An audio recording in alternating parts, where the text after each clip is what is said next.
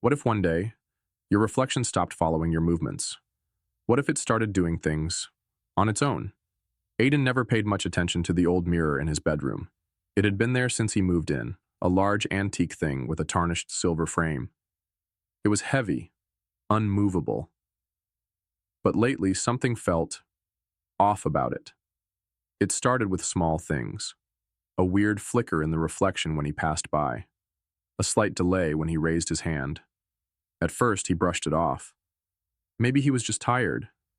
Maybe the glass was just old, warped.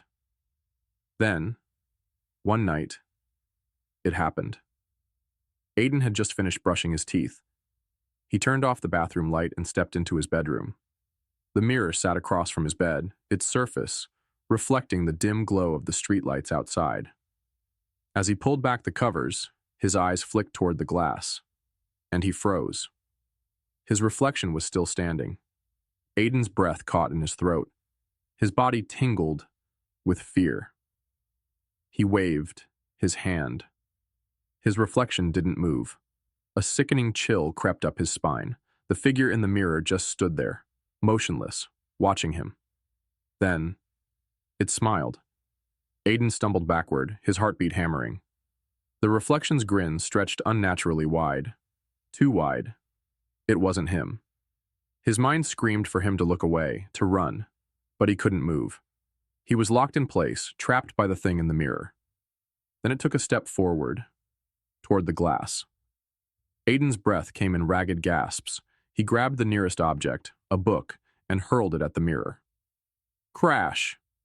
Glass exploded everywhere, shards raining onto the floor. The reflection shattered into fragments. Silence. Aiden stood there, panting. His hands shook as he reached for his phone to turn on the flashlight. The mirror was destroyed, broken pieces scattered across the floor. And yet, in the largest shard, the reflection was still there. Aiden's blood ran cold. The face inside the broken glass wasn't his anymore. The eyes were hollow, the grin monstrous.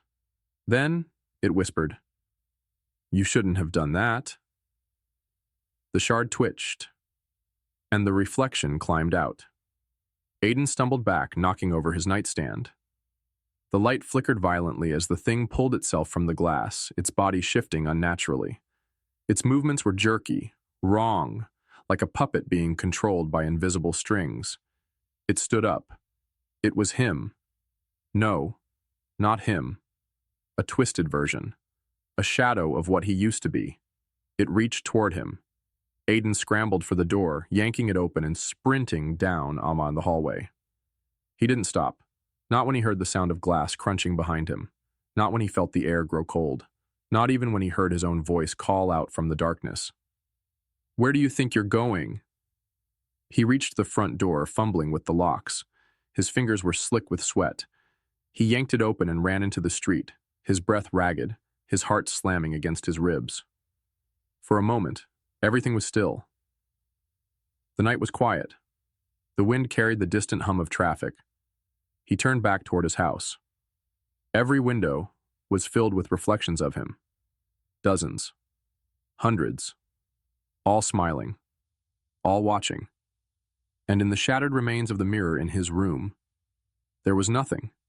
Because now, Aiden was the reflection.